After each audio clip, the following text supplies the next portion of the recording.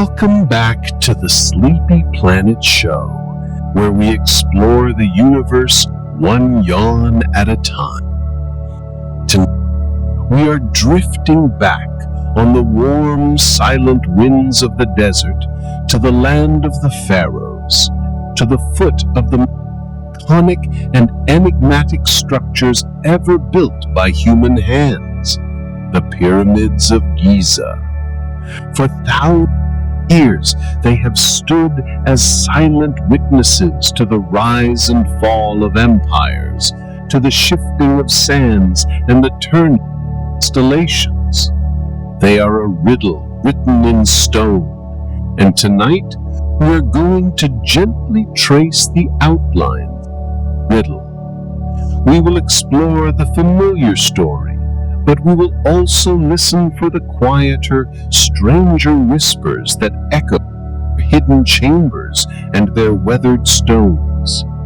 As always, I hope this gentle exploration helps you to drift off into a peaceful sleep, your mind filled with the quiet wonder of the ancient world.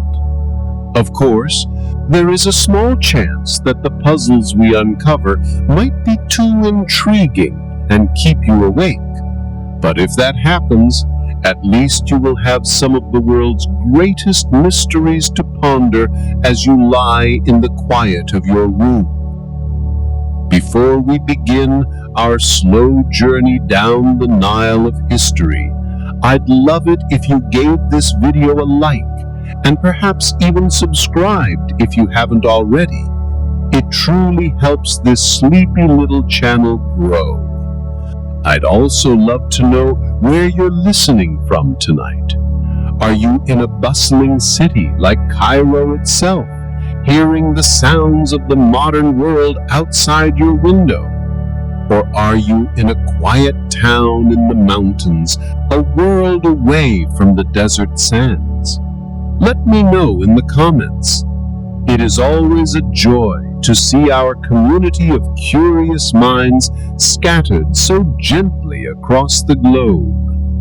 Now, settle in, get comfortable.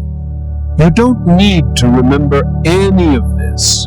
You don't need to take notes or stay alert. Just let the stories and the questions wash over you like the slow, patient flooding of the ancient Nile. And as we begin our quiet voyage into the heart of the pyramid, remember this video is for educational and relaxation purposes only, and is not intended as medical advice or a substitute for professional treatment. Ready? Let's begin. The official story, a familiar foundation. Before we can explore the winding, shadowy corridors of mystery, we must first walk through the grand, sunlit entrance of the story we all know. It is a tale of immense power, divine ambition, and human ingenuity. It is the official history of the pyramids, the foundation upon which all other questions are built. Let us drift back in time to the 4th dynasty of Egypt's Old Kingdom, around 4,500 years ago. The land is ruled by powerful god-kings, the pharaohs, who are seen as living intermediaries between the heavens and the earth. Their rule is absolute, their divinity unquestioned. According to mainstream Egyptology, it is in this era that the Great Pyramids of Giza were constructed as the ultimate expression of royal power and religious belief. The story begins with a pharaoh named Khufu. He reigns over a prosperous and unified Egypt, a civilization at the zenith of its power. He desires a tomb, a final resting place that will not only protect his mortal remains, but also serve as a resurrection machine, a spiritual launch pad to propel his soul into the afterlife, where he will join the gods and sail across the heavens with the sun god Ra for all eternity. This is to be no ordinary tomb. It will be a monument to dwarf all others, a man-made mountain of limestone and granite. This, we are told, is the Great Pyramid of Giza. The construction is a monumental undertaking, a project on a scale never before attempted. The official narrative suggests a workforce of tens of thousands of skilled laborers, not slaves, as is often depicted in popular culture, but paid and respected workers. They are organized into teams, living in a purpose-built city near the plateau, complete with bakeries, breweries, and medical facilities. They are the builders of a nation, and the pyramid is their crowning achievement. The process, as it is generally explained, is a marvel of ancient project management. First, the Giza Plateau is chosen, a solid bedrock foundation on the west bank of the Nile, the traditional land of the dead where the sun sets. The site is surveyed and leveled with incredible accuracy. Then the stones. The vast majority of the pyramid's 2.3 million blocks are limestone, quarried right there on the Giza Plateau. The finer, white Tura limestone, used for the outer casing that would have made the pyramid shine like a brilliant jewel, is brought from quarries across the Nile. And the hardest, most massive stones, the granite, used for the internal chambers and passages, are brought from Aswan, over 800 kilometers, 500 miles, to the south. We are told these stones were cut and shaped using simple tools, copper chisels, stone pounders, and wooden wedges. They were then transported on wooden sledges, their paths lightly lubricated with water, and moved up the growing pyramid using a system of enormous earthen ramps. Whether this was a single, long, straight ramp, a series of switchback ramps, or a spiral ramp that corkscrewed around the pyramid is still a matter of intense debate among Egyptologists, but the principle remains the same. It was a triumph of muscle, rope, and sheer human determination. After 20 years of relentless effort, the story goes, the Great Pyramid of Khufu is complete. His son, Khafre, builds the second pyramid, slightly smaller but on higher ground, giving the illusion of being taller. It is Khafre's pyramid that still retains a small cap of its original polished casing stones at its peak, giving us a hint of how magnificent these structures must have once looked. And next to his pyramid, he either commissions or recarves the Great Sphinx, a colossal guardian with the body of a lion and the head of a king, forever gazing towards the rising sun. Finally, Khafre's son, Menkaure, builds the third and smallest of the Giza pyramids, completing the iconic trio that has captivated the world for millennia. This, in its gentle essence, is the story told in our textbooks and museums. It is a powerful and inspiring narrative of what a unified society can achieve. It portrays the pyramids as the ultimate tombs, built by devoted Egyptians for their divine kings, using the best technology they had at the time. It is a clean, linear, and satisfying story. It is our familiar foundation.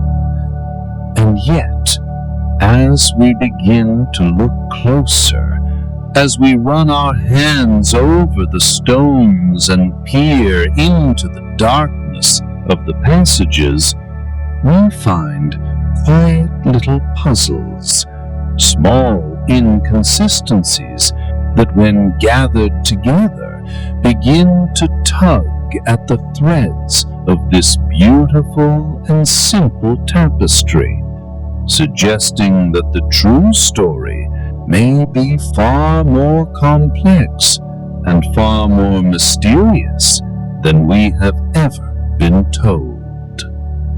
The first puzzle, the empty tomb. Let us begin our gentle inquiry with the most fundamental question of all. What was the Great Pyramid for? The answer that echoes through the halls of every museum is simple and direct. It was a tomb, specifically the final resting place for Pharaoh Khufu. This is the cornerstone of the official narrative, and yet when we step inside the pyramid itself, leaving the bright desert sun for the cool, silent, and heavy darkness of its passages, we find a profound and unsettling silence. The pyramid does not feel like a tomb. It feels like something else entirely, and the evidence for it being a tomb is surprisingly, shockingly absent. When we think of an Egyptian pharaoh's tomb, our minds are immediately filled with the dazzling images from the discovery of Tutankhamun's burial chamber. We picture rooms filled to the brim with golden shrines, ornate furniture, precious jewels, intricate statues, and jars of food and wine for the afterlife. Most importantly, the walls are covered from floor to ceiling with vibrant hieroglyphs and religious texts, spells from the Book of the Dead, depictions of the pharaoh's journey to the afterlife, and endless praises of his name and his divine power. A pharaoh's tomb was not just a place to store a body, it was a cosmic engine for rebirth, and every single object and inscription was a vital part of that machine. Now, let us walk through the Great Pyramid of Giza. We ascend the long, narrow, and steep Grand Gallery, its corbelled ceiling rising high above us in the darkness.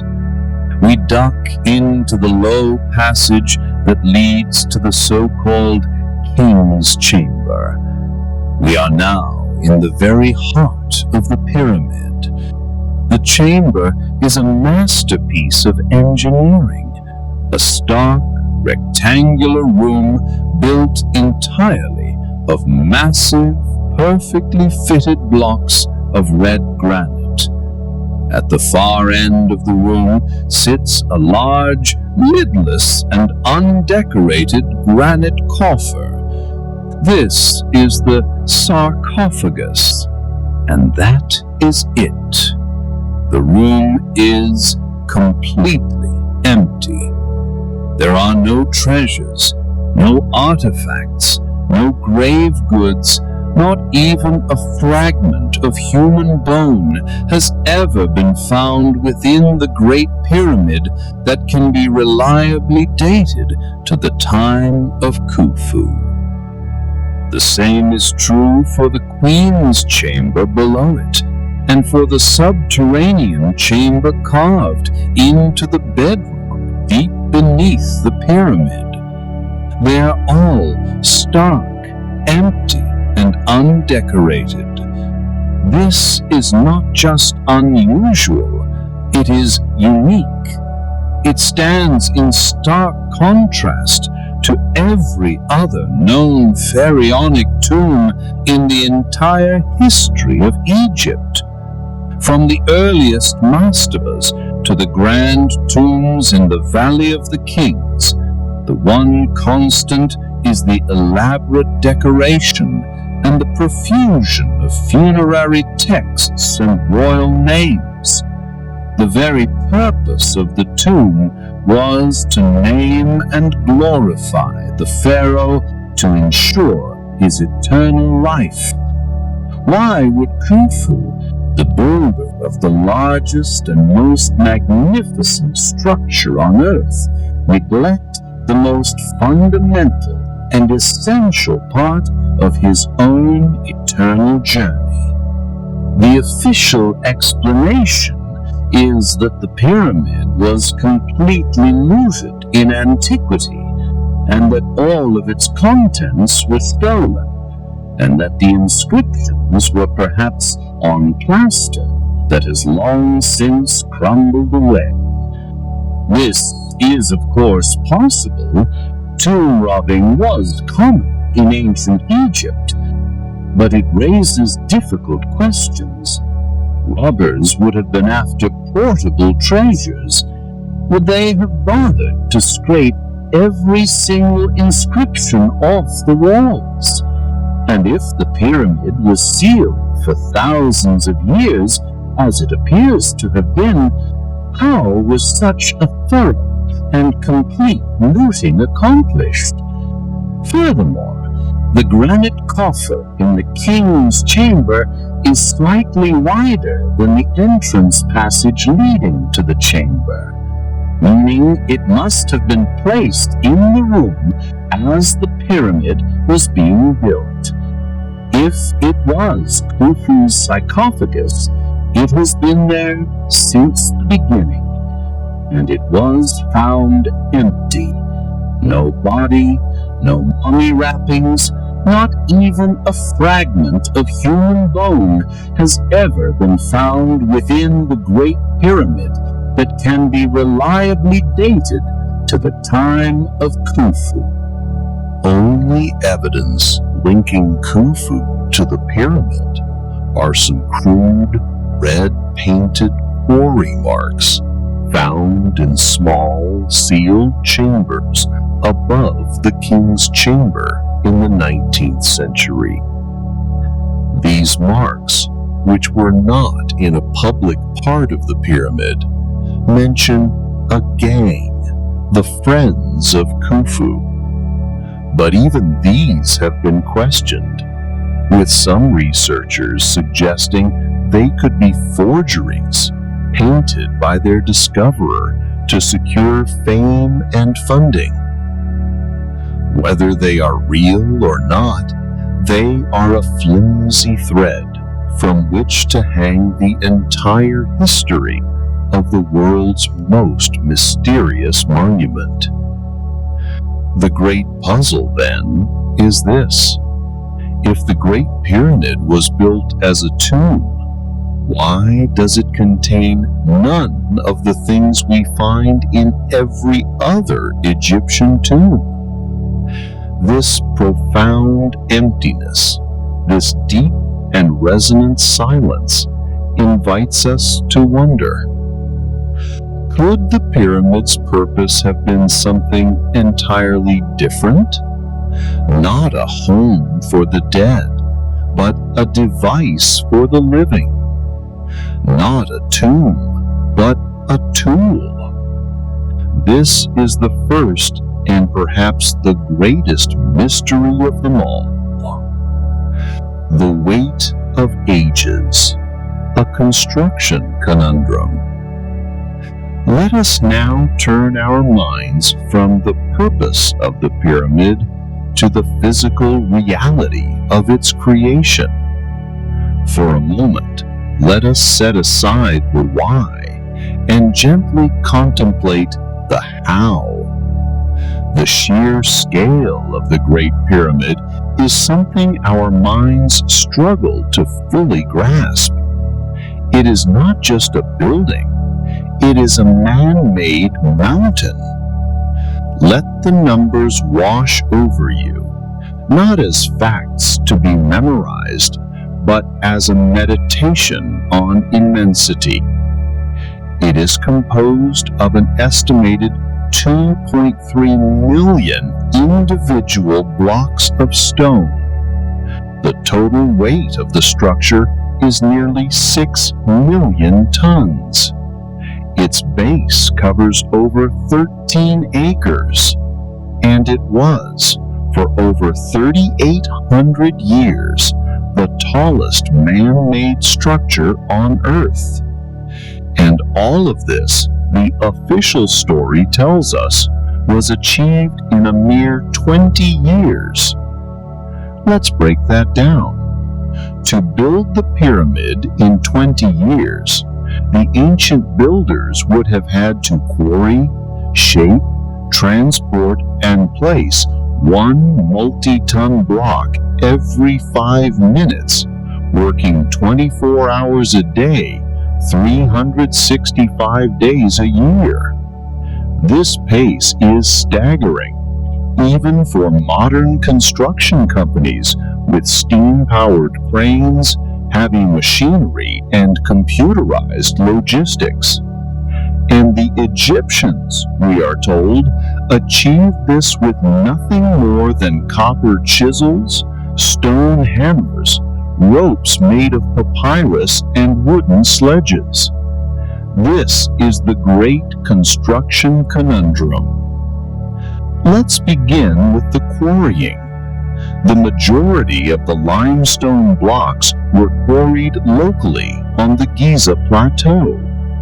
But even this was a Herculean task.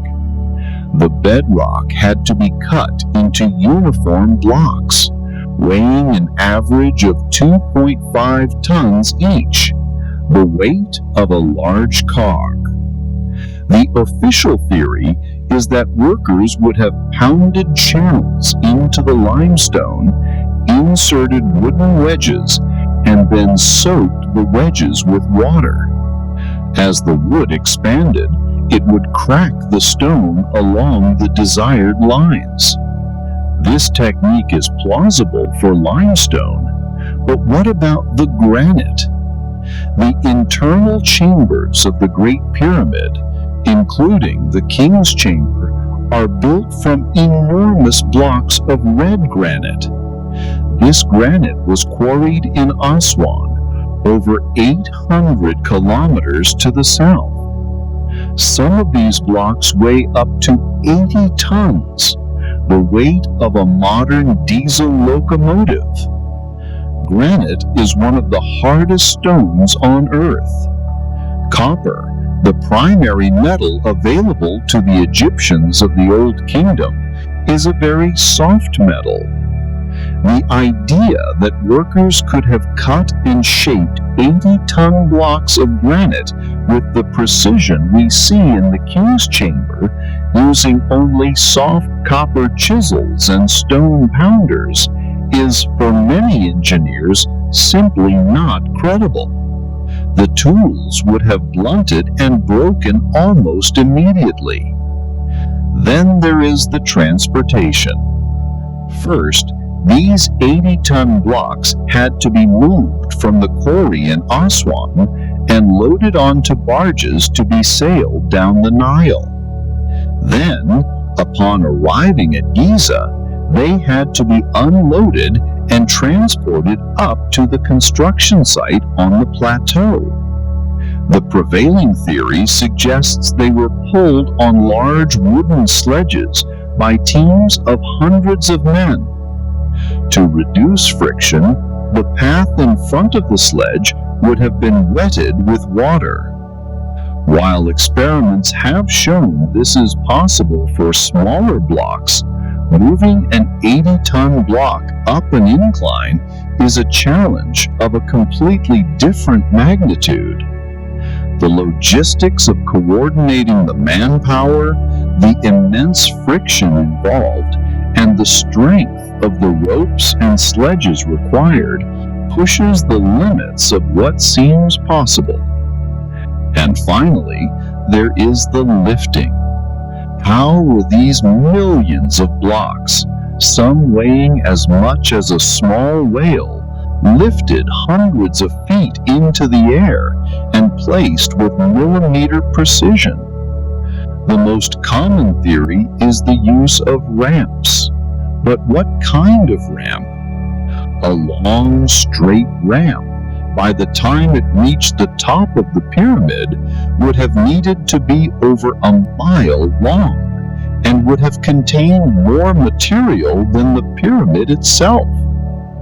A zigzag or switchback ramp on one face of the pyramid would have presented immense problems with turning the giant blocks at the corners. A spiral ramp that wound around the outside of the pyramid was a popular idea, but it would have obscured the crucial sight lines needed to maintain the pyramid's precise geometric angles during construction. Recently, a French architect named Jean-Pierre Houdin has proposed a clever theory of an internal ramp, a tunnel that corkscrews up inside the pyramid's body. This is an elegant idea, but as yet there is no direct physical evidence to support it. Truth is, we do not know how they did it. The Egyptians left us no texts, no blueprints, no diagrams explaining their construction methods. All we have are theories, educated guesses that attempt to fit the monumental evidence into the small box of the technology we assume they had. When we stand back and contemplate the sheer weight of it all, the relentless pace, the hardness of the granite, the immense size of the blocks, the precision of their placement, the official story, while not impossible, begins to feel deeply, profoundly improbable. It is a quiet puzzle of giants, a challenge to our assumptions about the limits of ancient ingenuity. We are left to wonder if we are missing a key piece of the puzzle. Was there a technology, a technique, a source of knowledge that has been lost to the sands of time? A deeper cut, the mystery of precision. Let us now zoom in. Let us move from the grand, sweeping scale of the pyramid's construction to the intimate, microscopic details of its stonework. For it is here, in the quiet marks left on the stone, that we find one of the most compelling and perplexing mysteries of all. It is the mystery of a level of precision and technological sophistication that seems utterly out of place for a Bronze Age culture. It is a whisper of a forgotten science, a technology that, in some ways, appears to match or even exceed our own. Our guide in this part of our journey is the work of engineers and researchers like Christopher Dunn, who have spent decades meticulously examining the artifacts and stonework of ancient Egypt, not as an archaeologist, but as a master craftsman. Dunn brought a machinist's eye to the Giza Plateau, and what he saw there astounded him. He found evidence not of primitive hand tools, but of advanced machining. Let's focus on the granite coffer, the lidless box that sits alone in the king's chamber. This coffer is carved from a single solid block of hard Aswan granite. On the outside, it is well made, but it is the inside that holds the secret. The interior corners of the box are perfectly square and incredibly sharp. Dunn has argued that creating such precise right angles deep inside a block of granite with hand tools would be an almost impossible task. But the most shocking discovery came when he examined the inside of the box with precision instruments. He found evidence that the box was not carved out with hammers and chisels, but was likely hollowed out using some form of advanced drill. He found faint horizontal striations or spiral grooves on the inside walls, suggesting that a tool was fed into the granite at a remarkably consistent rate. Based on the distance between the grooves, Dunn calculated that the tool must have been advancing into the granite at a rate that is 500 times faster than what modern diamond-tipped drills can achieve. This is a staggering claim. It suggests a technology that is not just advanced for the ancient world, but advanced even for us today. This evidence of high-speed drilling is not unique to the coffer. Throughout Egypt, researchers have found granite and basalt artifacts with telltale signs of what is called trepanning. This is a process where a hollow tube-shaped drill is used to cut a circular core out of a piece of stone. Many of these drill cores have been found, and they too bear the spiral grooves that indicate a very high speed and high pressure drilling process. The precision is breathtaking. Some granite artifacts show saw cuts that are perfectly straight and only a few millimeters thick over long distances. To saw through granite like this would require a very large, very strong, and very sharp saw, one that would not buckle or warp. The Egyptians, we are told, had only copper saws, which would have been far too soft for this task. The common explanation is that they used the copper saws in combination with an abrasive like quartz sand. But even with an abrasive, the level of precision and the speed suggested by the tool marks are deeply puzzling to modern engineers. It's not just the cutting and drilling, it's the flatness of the surfaces. The casing stones that once covered the Great Pyramid, of which a few still remain at the base, were fitted together with joints so fine that a razor blade cannot be inserted between them. And these were not small tiles, they were multi-ton blocks of stone. To achieve this level of precision across such large surfaces is a hallmark of optical precision, a level of flatness normally associated with modern scientific instruments, not ancient construction blocks. How was this achieved? The official explanation involves slowly grinding the stones together until they were perfectly flat. But to do this for the hundreds of thousands of casing stones that once covered the pyramid would have been a task of almost unimaginable time and labor. When we gather all this evidence together, the high-speed drill marks, the precise saw cuts, the optically flat surfaces, and the perfectly square corners inside solid granite, a picture begins to emerge that is deeply at odds with the image of workers toiling with simple hand tools. It feels like we are looking at the products of a machine shop, not a Bronze Age construction site. It's like finding a perfectly manufactured Swiss watch in a medieval castle. It just doesn't seem to fit the accepted timeline of technological development.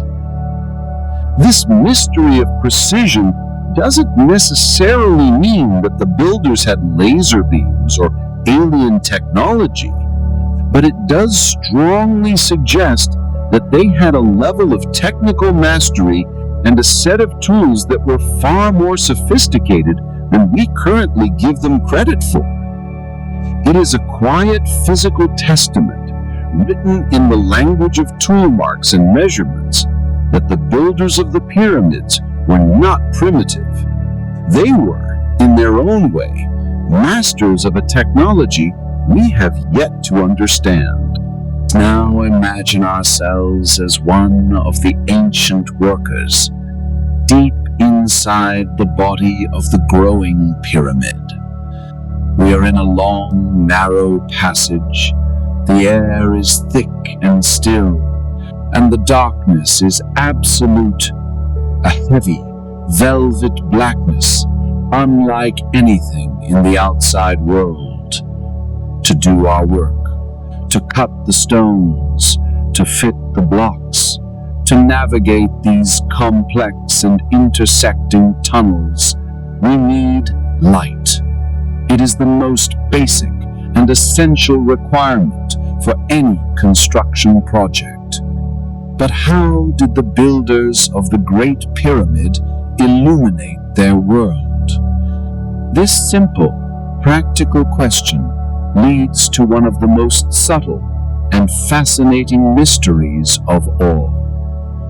The conventional answer, the one offered by mainstream Egyptology, is that the workers used torches or simple oil lamps. Ancient Egypt certainly had this technology.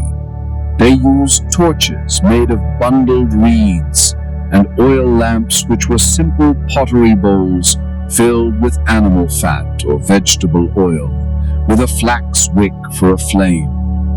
These would have provided a flickering, smoky light, and this explanation seems perfectly reasonable until you actually look at the passages and chambers inside the Great Pyramid.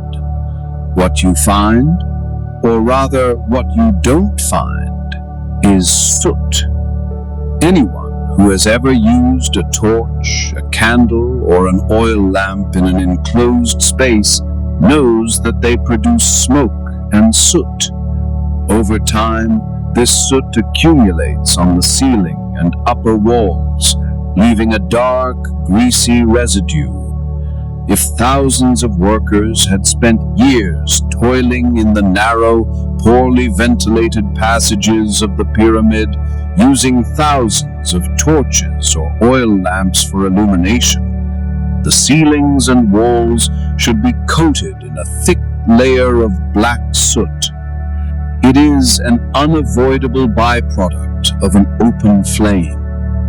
And yet, the original surfaces of the passages and chambers inside the Great Pyramid are completely clean.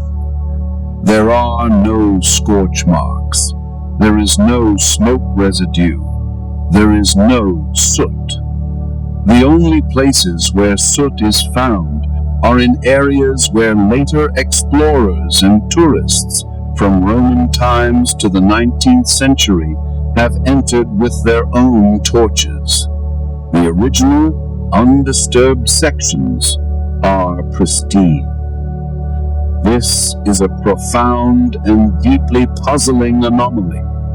The complete absence of soot presents a serious challenge to the official explanation of how the workers lit their way. It's a piece of negative evidence, a clue defined by what is not there. So, if they weren't using torches or oil lamps, what were they using? This has led to a number of fascinating, if speculative, theories. One idea is that the Egyptians had mastered a complex system of mirrors. Perhaps they used a series of polished copper or bronze mirrors to reflect sunlight from the entrance of the pyramid down through the winding passages, bouncing it from one mirror to the next to illuminate the deep interior. This is a clever idea, and the Egyptians were certainly skilled metallurgists. However, the efficiency of such a system would be very low. Light intensity would decrease dramatically with each reflection, and navigating the complex angles of the pyramid's passages would have been incredibly difficult. While it might have worked for the upper sections of the descending passage, it seems unlikely to have provided sufficient reliable light for the years of work required deep within the structure. This has led some more imaginative researchers to propose more exotic solutions. One of the most famous and controversial comes from a relief carving in the Temple of Hathor at Dendera, a temple from a much later period in Egyptian history. The relief depicts figures holding what look like large, elongated bulbs or tubes. Inside each bulb is a snake-like filament, and the bulb is connected by a cable to a box-like object. To some, this looks remarkably like a representation of a large electrical lamp, perhaps a type of Crookes tube. This has led to the theory of the Dendera light, the idea that the ancient Egyptians had harnessed some form of electricity.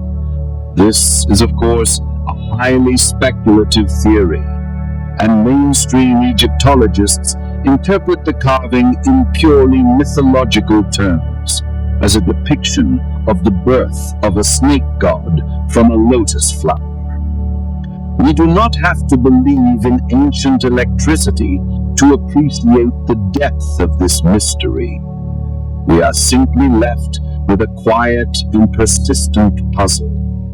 We have a massive, complex internal structure that would have required years of work in total darkness.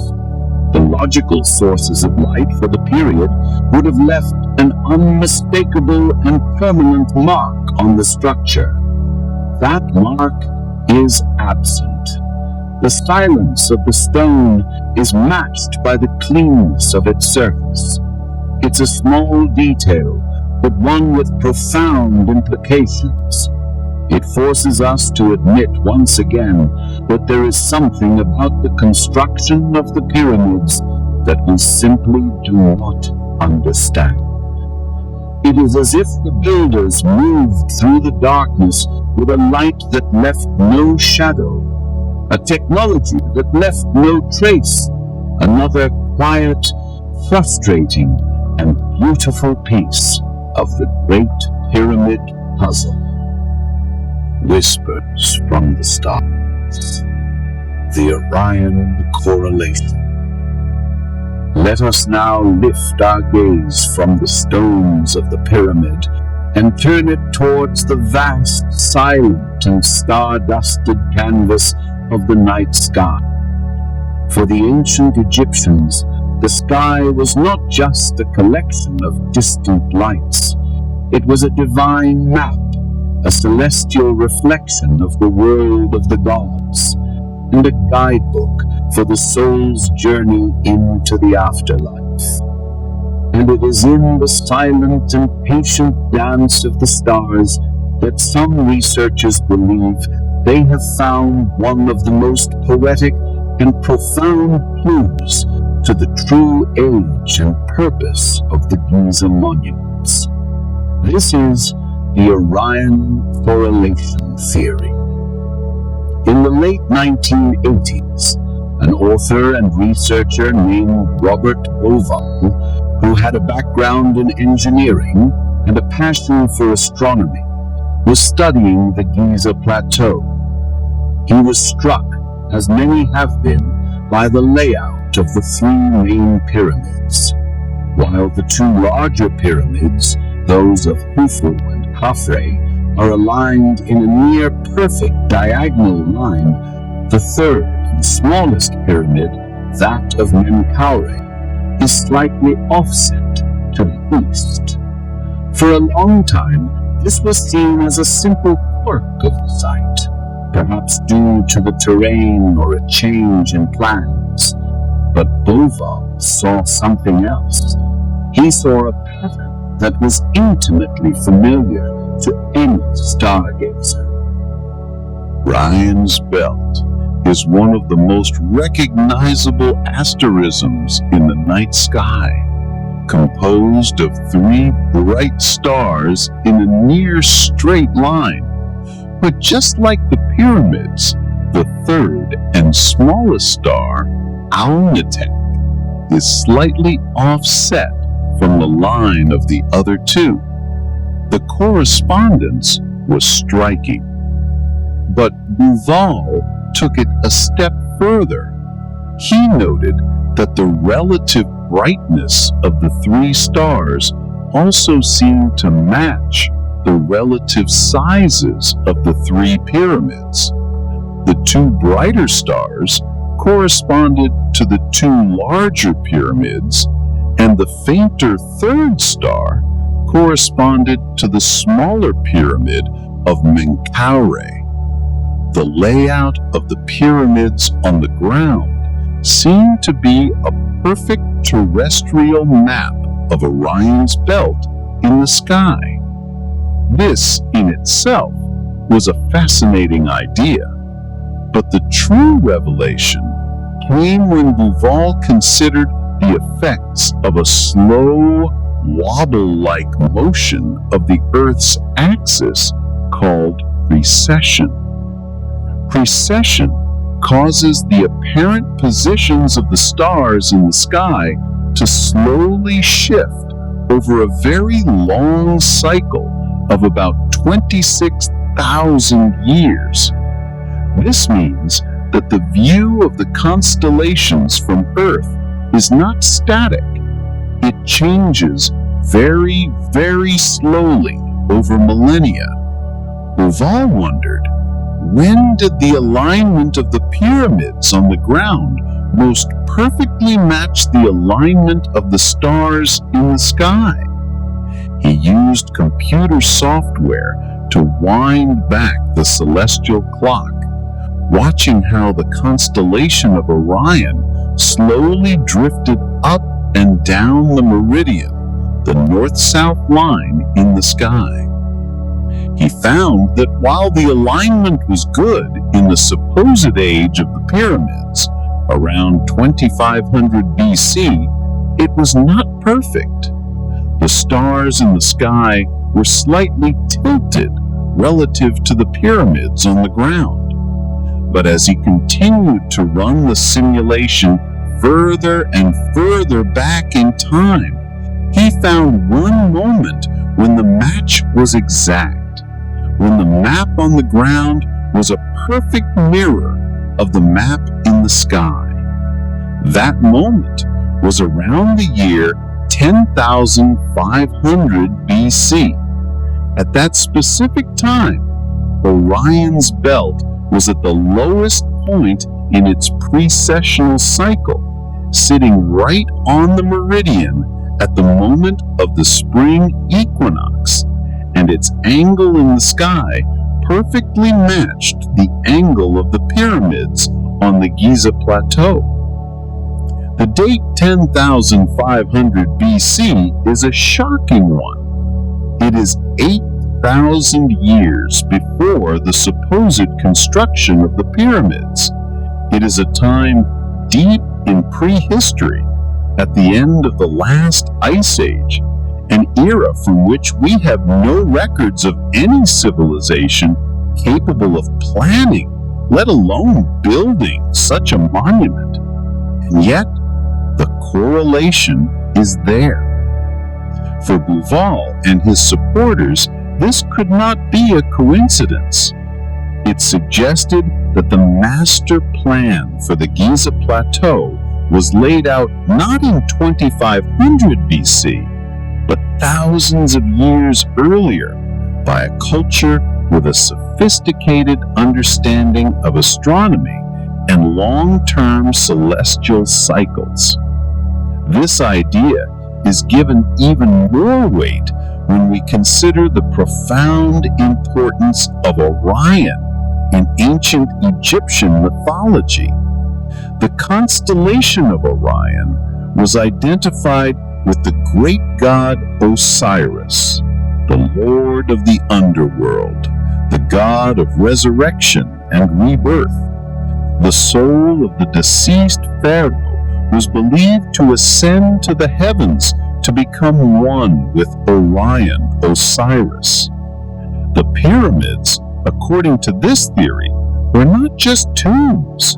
They were a grand, physical representation of this celestial destiny. The layout of Giza was a sacred landscape, a place where heaven was brought down to earth, designed to facilitate the pharaoh's journey to the stars.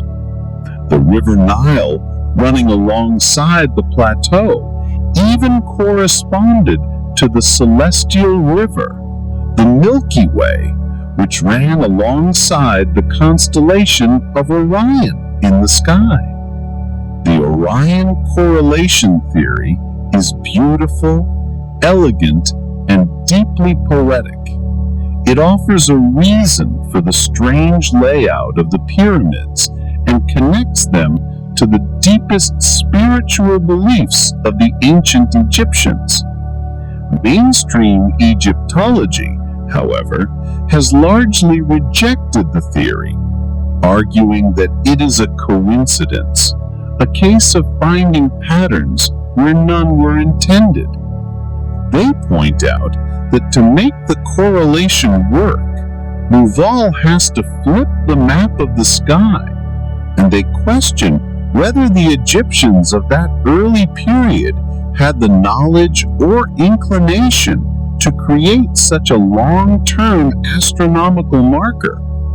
But the question remains, is it more likely that this perfect, multi-layered correspondence, layout, size, and celestial position is a pure coincidence, or is it more likely that it is a message, a quiet whisper from the stars telling us that the story of Giza is far older and far more profound than we have ever imagined? The riddle of the Sphinx, a deeper antiquity? Let us now turn our attention from the pyramids to the silent, enigmatic creature that guards them. Let us approach the Great Sphinx. For millennia, it has gazed eastward, its lion body and human face a symbol of ancient wisdom and impenetrable mystery. The official story, the one written in the plaques and in the guidebooks, is that the Sphinx was carved during the reign of Pharaoh Khafre around 2500 BC, and that the face of the Sphinx is his own. It was carved, we are told, from a single large outcrop of limestone that was left behind in the quarry used to build the pyramids. It seems, like the pyramids, a settled piece of history.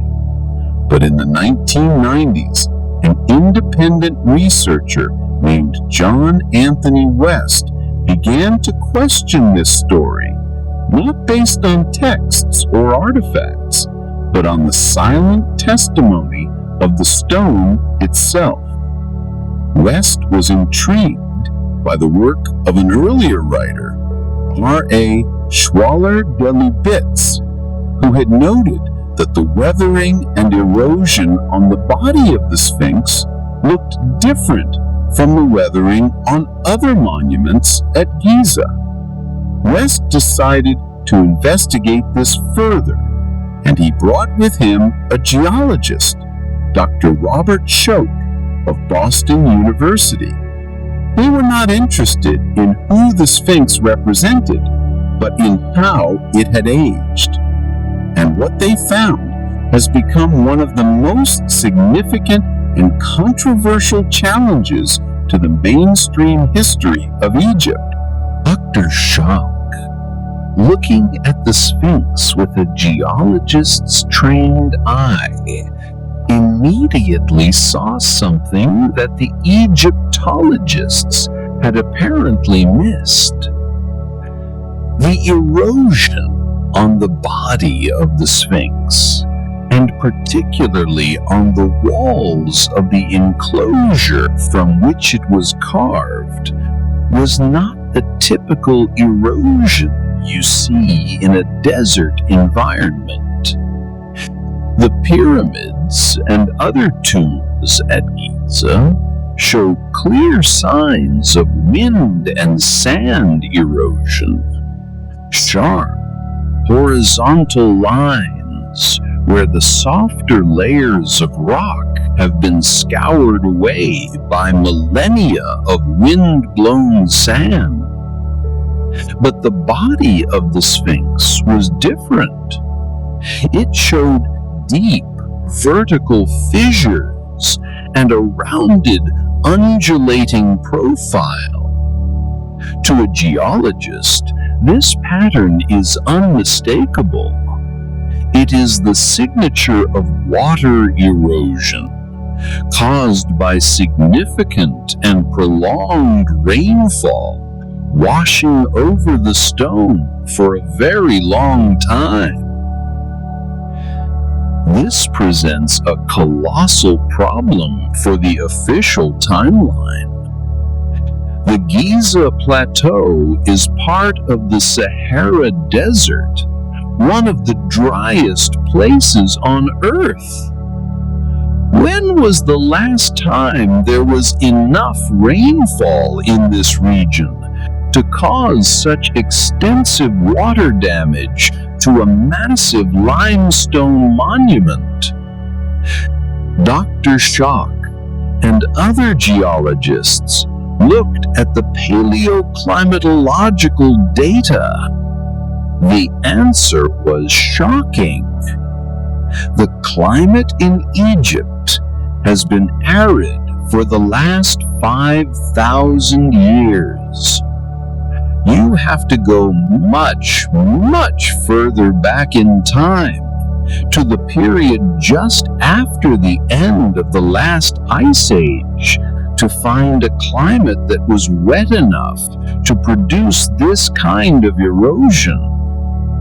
Between about 10,000 BC and 5,000 BC, North Africa was not a desert, but a temperate savanna, a green Sahara that experienced regular, heavy rainfall. The implication is staggering. If the erosion on the Sphinx was caused by rain, then the Sphinx must have been carved before the region turned to desert. It must have been standing there, exposed to the elements during this long period of wet climate. This would mean that the Sphinx is not 4,500 years old, but at least 7,000 years old, and perhaps much, much older, dating back to 10,000 BC or even earlier. This would make it thousands of years older than the Egyptian civilization as we know it. It would mean that some unknown, sophisticated culture existed deep in prehistoric times, a culture capable of carving the largest monolithic statue on the planet. This theory, known as the Sphinx water erosion hypothesis, sent shockwaves through the world of Egyptology. Mainstream scholars reacted with swift and almost universal rejection. They offered alternative explanations. Perhaps, they argued, the erosion was caused by the annual flooding of the Nile, or by water seeping up from the ground. But geologists have pointed out that these explanations don't fit the evidence. The erosion patterns are clearly from rainfall coming from above, not from flooding rising from below. Others have argued that the limestone of the Sphinx is just of poor quality and has eroded more quickly than other stones. But this doesn't explain why the erosion pattern is so distinctively that of water, not wind. John Anthony West and Robert Schoch proposed a revolutionary new timeline. They suggested that the original structure, perhaps a lion's body with a different head, was carved by this unknown prehistoric civilization. Millennia later, when Pharaoh Khafre came to power, he did not build the Sphinx from scratch. He found a colossal, ancient, and severely weathered monument already there, buried in sand up to its neck. He simply restored it and recarved the head in his own image. This would explain why the head of the Sphinx is so much smaller in proportion to its body, and why the head shows much less erosion than the body. It is a later modification. This makes Khafre not the builder, but the first great restorer of the Sphinx. The debate continues to this day, but for many, the geological evidence presented by Dr. Schoch is the most compelling and scientific argument yet for a much deeper antiquity for Egyptian civilization. The Sphinx itself, in the language of its own weathered stone, seems to be telling us a different story. It is a quiet, geological riddle that invites us to look beyond the history we know and to wonder about the forgotten chapters of the human story. Chapters that may have been written not in papyrus, but in the living rock of the earth itself. The lost blueprint, other feats of engineering. Our journey into the mysteries of ancient Egypt has so far remained focused on the iconic monuments of the Giza Plateau. But the puzzles of impossible engineering and a potential lost technology are not confined to the pyramids and the Sphinx. As we drift down the Nile and across the desert sands, we find other sites, other structures that echo the same profound questions. It is as if we are finding scattered pages from the same lost blueprint, hints of a consistent and highly advanced tradition of stonework that seems to appear fully formed at the very dawn of Egyptian civilization. Let us travel south from Giza to the ancient burial ground of Saqqara.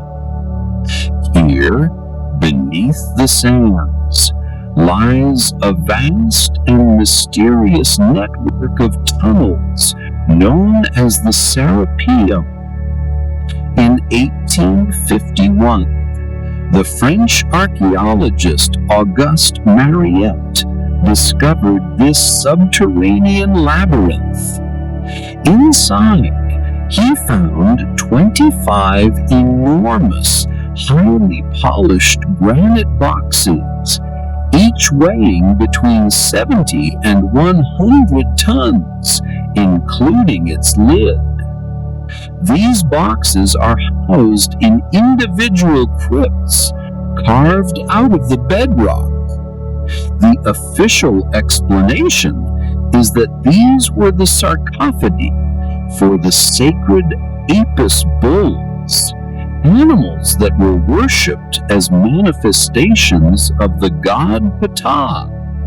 But when Mariette opened the boxes, he found nearly all of them were empty. The mystery of the Serapeum is not just what the boxes were for, but how they were made. Like the coffer in the king's chamber, they are carved from single blocks of the hardest stone, granite, basalts, and diorite. Their surfaces are polished to a mirror-like finish, and their dimensions are incredibly precise. The lids fit so perfectly onto the boxes that they create a near-perfect seal. Engineers who have studied these boxes, including Christopher Dunn, have noted that their internal and external surfaces are flat to within a few 10,000ths of an inch. To achieve this level of precision on such massive objects made of such hard stone would be a significant challenge for a modern machine shop equipped with advanced tools. How was this accomplished with hand tools in ancient Egypt?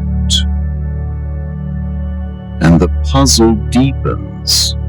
The boxes themselves are enormous, yet the tunnels they are housed in are narrow and have sharp, right-angled turns. How were these 100-ton monoliths maneuvered through these tight subterranean corridors and placed into their crypts? Mainstream Egyptology has offered no convincing explanation. The Serapeum stands as a quiet underground testament to a level of engineering skill that defies our understanding of the ancient world. Let us travel further south still, to the ancient city of Abydos, one of the oldest and most sacred sites in all of Egypt. Here, behind the temple of Seti I, lies a strange and unique structure known as the Osirian. It is built from colossal blocks of red granite, some weighing over 100 tons. The style of the Osirian is completely different from the Seti temple above it. It is stark, megalithic, and completely free of the intricate hieroglyphs that cover the rest of the temple. Its massive stone pillars and lintels are fitted together with incredible precision, using the same kind of interlocking polygonal construction style seen in other megalithic sites around the world, like those in Peru. Many early archaeologists believed that the Osirian was far older than the temple of Seti above it. The official story today is that it was built by Seti I in the style of the Old Kingdom to honor the god Osiris. But the sheer scale of the blocks and the precision of the construction feel ancient, primal, and deeply out of place. And like the Sphinx, the Osirian shows signs of having been affected by water. It was found buried under meters of sand and silt, and its floor lies below the current water table, suggesting it was built at a time when the geography of the area was very different. It is another geological and architectural anomaly, another whisper of a deeper antiquity. These are not isolated examples.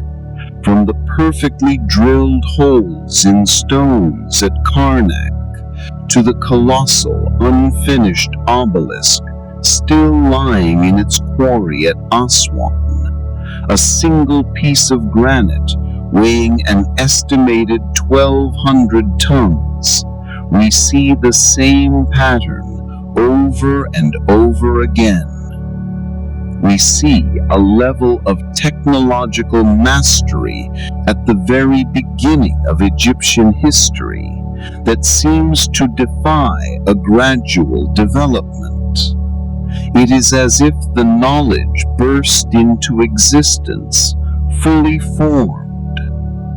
Mainstream history tells us of a slow evolution, of skills being learned and refined over centuries, but the stones themselves seem to speak of something different. They speak of a legacy. This is the core of the lost blueprint idea. Perhaps the Egyptians of the dynastic period did not invent all of this incredible technology themselves. Perhaps they were the inheritors of a much older tradition, a body of knowledge passed down from a forgotten predecessor culture. They may have found these ancient structures, like the Sphinx and the Osirian, and built their own temples and tombs around them, incorporating them into their own cosmology. They may have had access to some of the ancient tools or techniques which they used to create masterpieces like the boxes of the Serapeum, before that knowledge was eventually lost over the succeeding centuries. It is a reversal of the normal technological arrow of time. It is a puzzle that suggests that the story of ancient Egypt is not just about what was built, but also about what was found and what was perhaps remembered from a time long before. Sealed secrets, the doors of Gontenbrink. Let us now return to the Great Pyramid and to a mystery that is both modern and ancient. It is a story of exploration, of a tantalizing discovery, and of a door that remains, to this day, firmly shut. It is a secret that we know exists, but whose contents remain a complete unknown.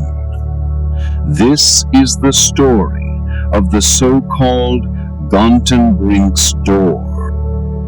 In the early 1990s, a German robotics engineer named Rudolf Gantenbrink was commissioned by the Egyptian authorities to explore the narrow, mysterious shafts that lead out from the king's and queen's chambers. These shafts, only about 20 centimeters or 8 inches square, had long puzzled Egyptologists. The shafts from the king's chamber were found to lead all the way to the outside of the pyramid and were thought to be star shafts, aligned with specific constellations to allow the pharaoh's soul to ascend to the heavens. But the two shafts leading out from the queen's chamber were different. They did not appear to lead to the outside. In the 19th century, an explorer had tried to probe the southern shaft with a long iron rod, but had given up after only a few meters. They were presumed to be unfinished or purely symbolic. Gantenbrink's mission was to use modern technology to finally see where they went. He designed a small, tracked robot named Upout 2, meaning opener of the ways in ancient Egyptian. He first sent the robot up the northern shaft of the queen's chamber. After navigating a sharp turn, the robot traveled for over 60 meters before being blocked by a modern iron rod, likely left from a previous exploration.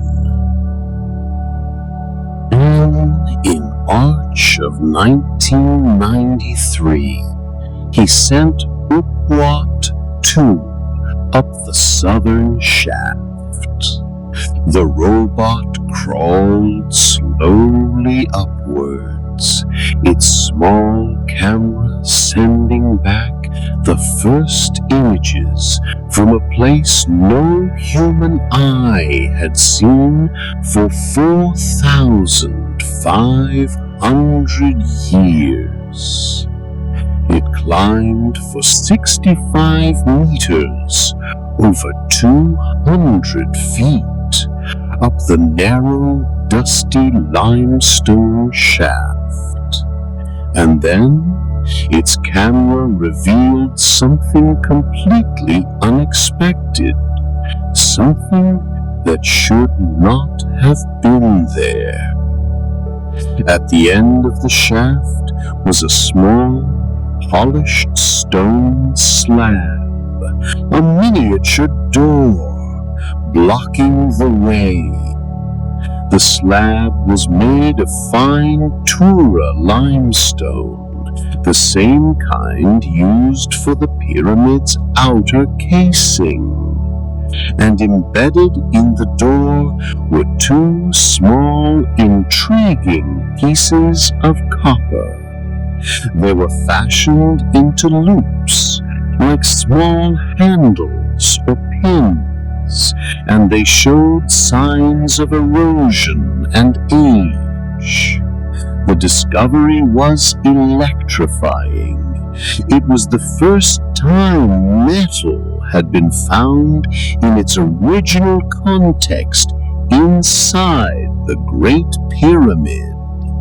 The door was clearly an intentional and integral part of the pyramid's design. It was not a dead end.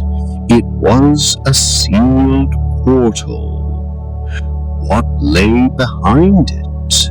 Another chamber? A hidden text? An artifact of unimaginable importance? world was captivated.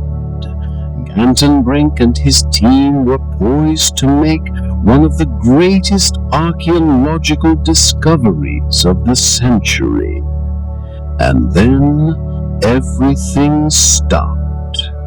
For reasons that are still debated, a conflict arose between Gantenbrink and the Egyptian authorities. His work was halted, his access to the pyramid was revoked, and for nearly a decade, the mystery of the little door was left to hang in the silent darkness of the shaft. Finally, in 2002, a new team with a new robot named the Pyramid Rover was allowed to investigate. The event was broadcast live around the world. The new robot was equipped with a tiny drill. It carefully drilled a small hole through the center of Gantenbrink's door. A fiber optic camera was then pushed through the hole to see what lay beyond. The world held its breath. The camera revealed a small, empty, and unfinished-looking space, only a few inches deep. And on the other side of this small, empty space was another door, another rough, unpolished stone slab, completely sealing the shaft once again. The great mystery had only deepened. What was the purpose of this small, empty space between two doors? Was it a trap of some kind? Or was the first door simply a symbolic barrier, with the real secret lying behind the second door? And there the mystery rests. Despite the immense public interest and the profound historical questions at stake, no further exploration of the second door has been officially sanctioned. The shaft remains sealed. The secret, whatever it may be, remains a secret. The story of Gantenbrink's door is a perfect metaphor for the wider mystery of the pyramids. It is a story of a tantalizing glimpse into the unknown, followed by a sudden, frustrating silence. It raises questions not just about the ancient builders, but about the modern guardians of their legacy. Why the extreme caution? What are they afraid of finding, or perhaps of not finding? We are left to wonder, to dream about what lies behind that final, silent, and stubborn slab of stone, deep in the heart of the world's greatest enigma. It is a quiet, sealed secret, waiting patiently for a new opening of the way. A space in the stone. The scan pyramids void. For centuries, the exploration of the Great Pyramid was a physical, invasive process. It involved clearing sand, breaking through stone, and crawling through dusty passages.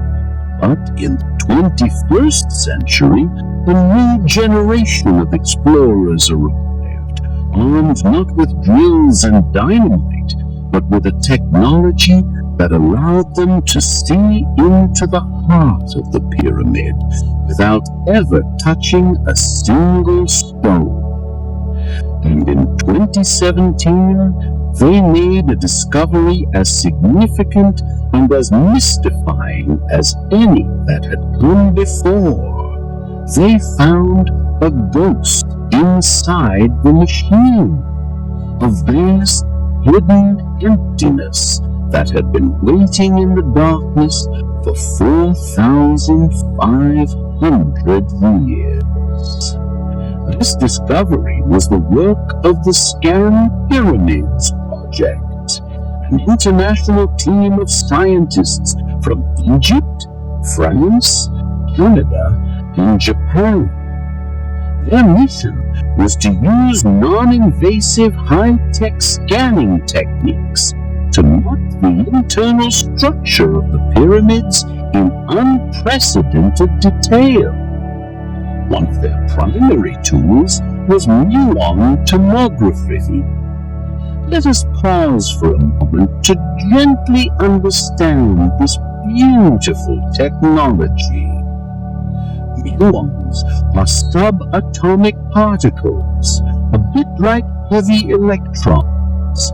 They are created high up in the Earth's atmosphere when cosmic rays, high-energy particles from space, collide with air molecules. Every second, a gentle, invisible rain of these muons is falling all around us, passing through our bodies, our homes, and the very planet itself without us ever noticing. Muon tomography works a bit like a giant medical X-ray. Scientists place highly sensitive muon detectors inside or around the structure, like the Great Pyramid. As muons pass through the pyramid, some of them will be absorbed or deflected by the dense stone, while others will pass straight through. By measuring the number of muons that arrive at the detectors from different directions, scientists can create a three-dimensional map of the pyramid's density. If there is a known chamber, more muons will pass through that area. If there is a hidden empty space, a void, that will also show up as an area of higher muon transmission. It is a way of seeing the empty spaces, a gentle, passive technique that listens to the quiet whisper of cosmic dust. The Scan Pyramids team placed their detectors in various locations, including inside the Queen's Chamber and in a corridor outside the pyramid. They collected data for months, slowly building up their density of the pyramid's core. And as the image resolved, it revealed something astonishing. Located directly above the magnificent Grand Gallery, the long, high-ceilinged passage that leads to the King's Chamber was a massive, previously unknown void. This was not a small crack or a minor chamber. The void is enormous. It is estimated to be at least 30 meters, or nearly 100 feet, long and several meters high and wide, with a volume comparable to the Grand Gallery itself. It is the first major interior structure to be discovered inside the Great Pyramid since the 19th century. The discovery, announced in the prestigious journal Nature, created a global sensation, but it also created a profound new puzzle. What is this big void, as it has been nicknamed? It does not appear to be connected to any of the known passages. It is completely sealed off. What was its purpose? Egyptologists and engineers have proposed several ideas. Some suggest it may have had a structural purpose, perhaps designed to relieve the immense weight of the masonry above the Grand Gallery to prevent its ceiling from collapsing. The pyramid does have other, smaller, relieving chambers above the king's chamber, so this is a plausible, if somewhat mundane, explanation. Others have proposed more exciting possibilities.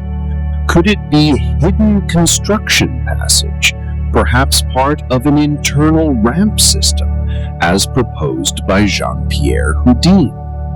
Could it be a storage chamber for funerary goods that was never used or was sealed off after being filled? Or could it be something else entirely?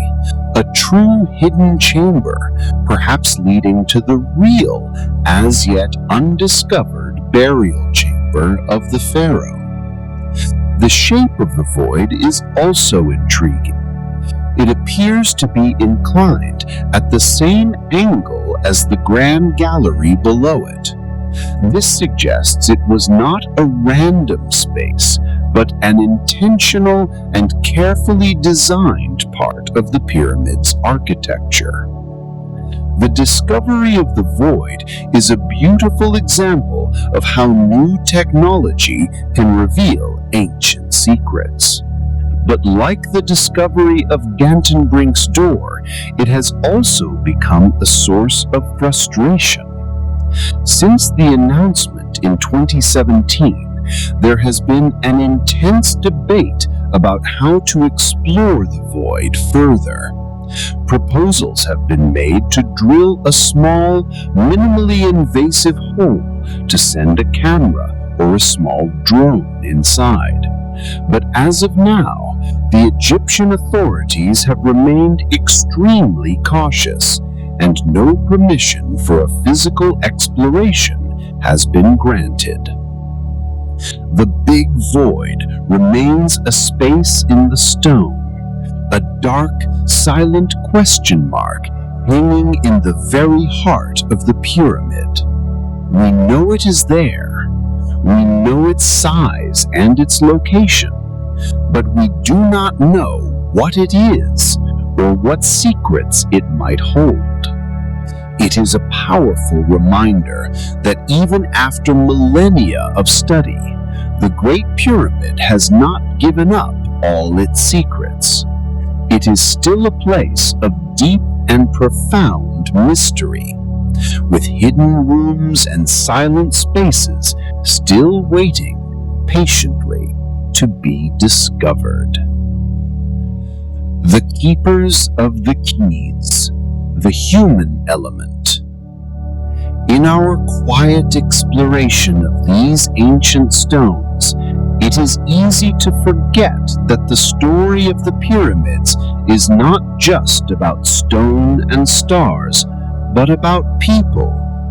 It is a human story, both in its ancient creation and in its modern study. And in the modern era, the flow of information, the permission to dig, and the interpretation of what is found have often been controlled by a small number of powerful individuals. To understand the mysteries of the pyramids, we must also understand the complex and often controversial human element that surrounds them. For several decades, the single most dominant figure in Egyptology has been Dr. Zahi Hawass, a charismatic, passionate, and often confrontational figure. He has served as the Secretary General of the Supreme Council of Antiquities and as Egypt's first Minister of Antiquities. In these roles, he has wielded immense power, effectively acting as the ultimate gatekeeper to Egypt's past. He has controlled which foreign archaeological missions are allowed to work in Egypt, what research can be conducted, and, most importantly, what discoveries are announced to the public. To his many supporters, Dr. Hawass is a national hero. He has tirelessly promoted Egypt's heritage on the world stage, bringing a new level of global attention and tourism to the country. He has been a fierce protector of Egyptian artifacts, leading successful campaigns to repatriate stolen objects from museums around the world. He argues that his strict control is necessary to protect the sites from damage, to prevent the chaos of unchecked excavations, and to guard against the sensationalism of fringe theories that, in his view, disrespect the legacy of the ancient Egyptians. From this perspective, his actions are those of a responsible and dedicated custodian, a keeper of the keys to a priceless world treasure. But to his many critics, both inside and outside of Egypt, his reign has been one of dogma, secrecy, and the suppression of alternative ideas. Researchers who have proposed theories that challenge the mainstream narrative, like Robert Bauval with his Orion correlation, or Robert Schoch with his water erosion hypothesis for the Sphinx, have often found themselves the subject of public ridicule from Dr. Hawass and have had their access to the sites restricted.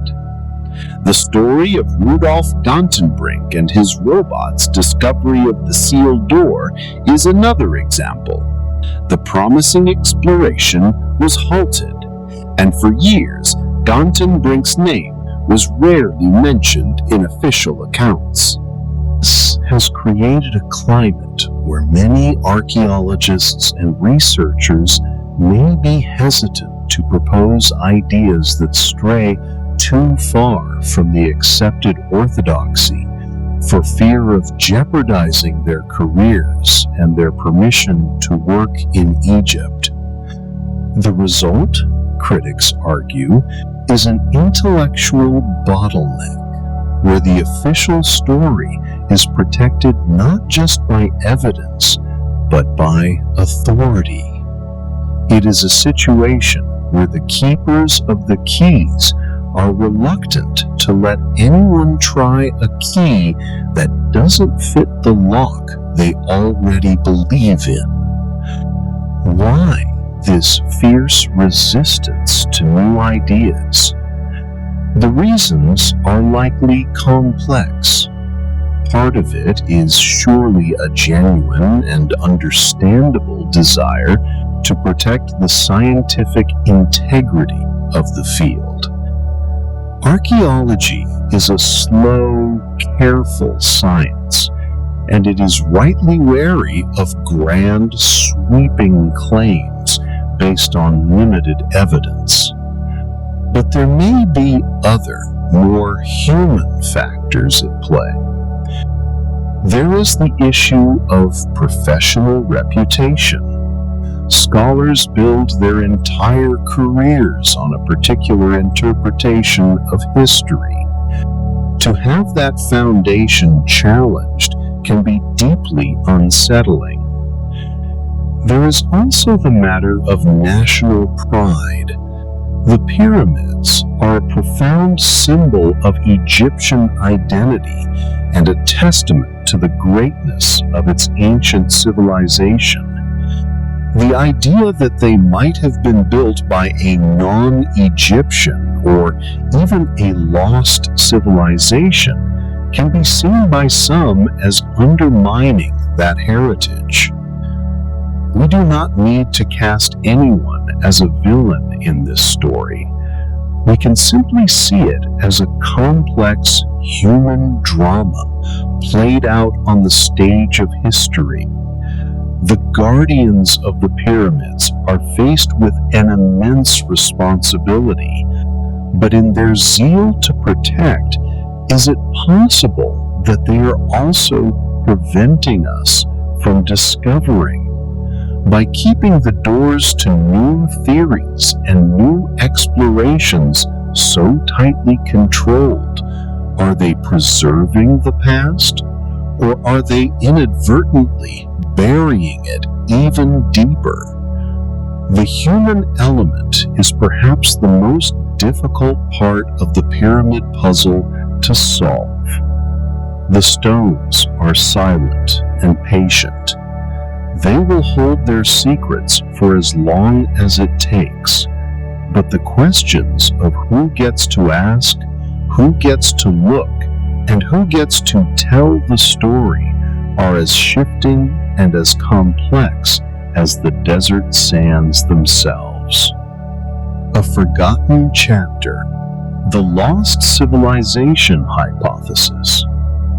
We have now gathered the threads of many quiet puzzles, the empty, uninscribed chambers, the impossible precision of the stonework, the celestial alignments that point to a time thousands of years too early, the rain-weathered sphinx that speaks of a wetter, greener world, the sealed doors and hidden voids. When we hold all these threads together, they seem to weave a pattern, a tapestry that tells a story very different from the one we have always known. This has led some researchers to propose a grand, all-encompassing, and deeply radical idea. This is the lost civilization hypothesis. What if the most magnificent monuments of ancient Egypt were not the invention of the dynastic Egyptians? What if they were a legacy, an inheritance, a gift of knowledge from a much, much older and highly sophisticated civilization that has almost completely been erased from our history? This is the central thesis of authors and researchers like Graham Hancock. He proposes that long before the rise of Sumer, Egypt, and other ancient cultures, there existed a global advanced civilization during the last ice age.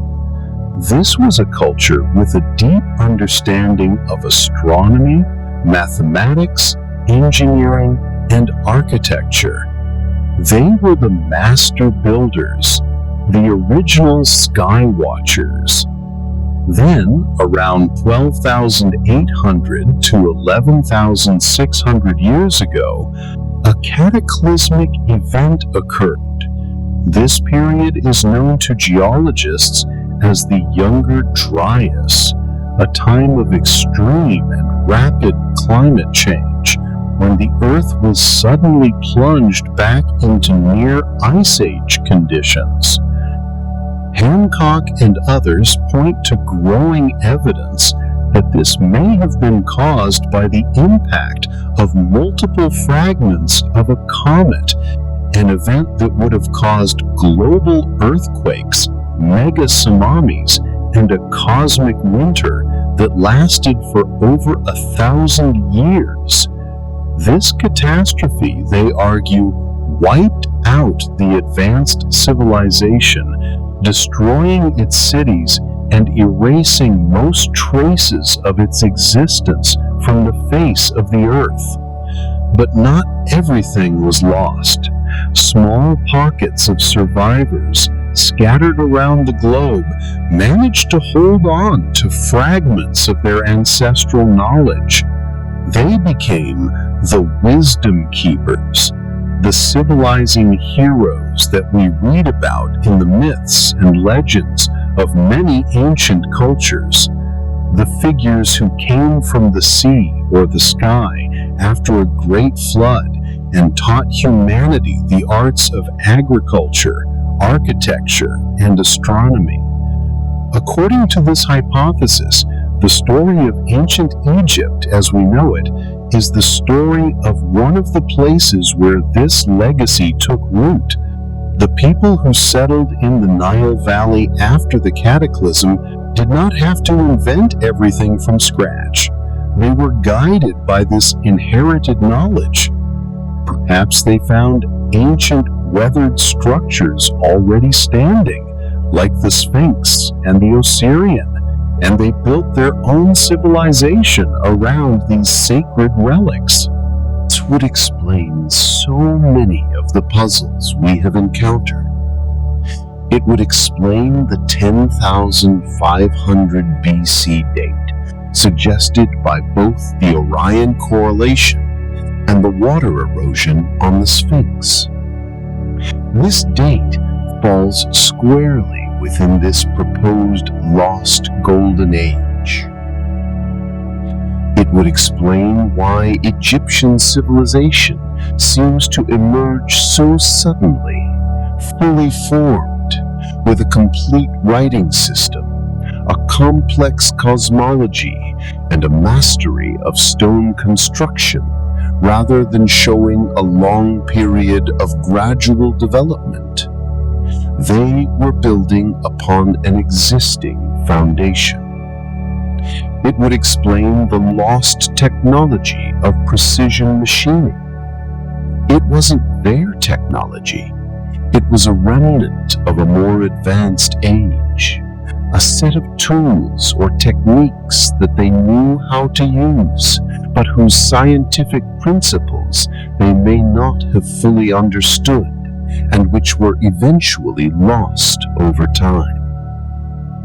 This hypothesis is, of course, a grand and sweeping narrative. It is historical heresy to mainstream archaeologists who argue that there is no direct physical evidence, no pottery, no tools, no cities of such an advanced Ice Age civilization. They see it as a romantic fantasy, a modern myth of Atlantis projected onto the past. Hancock and his supporters counter that the cataclysm was so complete that it wiped the slate clean, and that the evidence is there, but we have been misinterpreting it. They point to sites like Göbekli Tepe in modern-day Turkey, a vast and complex temple complex made of massive carved megaliths, which has been definitively dated to around 9,600 BC, at least 6,000 years older than Stonehenge or the first pyramids. Göbekli Tepe proves that so-called primitive hunter-gatherers were capable of organizing and building on a monumental scale, something that was considered impossible until its discovery. We do not have to accept this hypothesis as fact. We can simply hold it as a possibility, a story that provides a potential unifying answer to many separate and confounding mysteries. It is a story that re-enchants our vision of the past. It suggests that our history is not a simple linear march of progress from primitive to advanced, but a more complex story of cycles, of great heights achieved and then tragically lost, of knowledge forgotten and then slowly, painstakingly rediscovered. It is a humbling idea. It suggests that we are not the pinnacle of human achievement, but perhaps just the latest chapter in a much longer and more dramatic story. The pyramids in this view are not just the tomb of a king, they are the tombstone of a lost world. Conclusion: a riddle in the sand. Our slow, quiet journey through the history and mysteries of the pyramids is coming to an end.